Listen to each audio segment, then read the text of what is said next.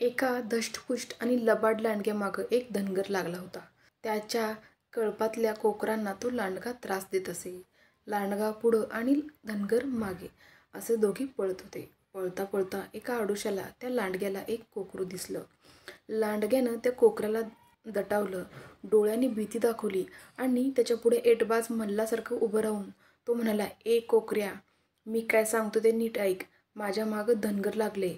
मी या झुडपात लपतो. तो तुला विचारला लांडगा कुठे गेला, तेव्हा तू त्याला सांग लांडगा दुसऱ्या रस्त्याने गेला. याद राख, मी इथं लपलो आहे हे त्या धनगराला अजिबात सांगू नकोस. तू माझं ऐकलंस तर मी तुला बक्षीस देईन." गरीब बिचाऱ्या कोकरानं मान हलवली.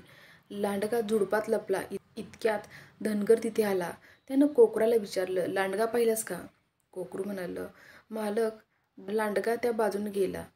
मी त्याला पाहिलं. इथं नाही आला तो."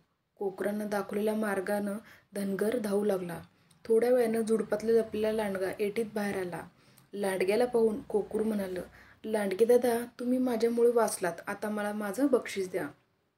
"अरे बाबा, माझ्या हातात सापडून नेहमी तुला खात नाही. हे तुझं बक्षीस नाही का? जा आता, मीही पळतो इथून." लांडगा पळून गेला. कोकरू मनात म्हणालं, "देवाची कृपा म्हणून मी वाचलो. हे लबाड लांडगे असेच असतात. आपल्या ताकदीच्या जोरावर ते माझ्यासारख्या गरीब प्राण्यांवर सत्ता गाजवतात. खरं तर मी त्याला मदत करायला नको होती.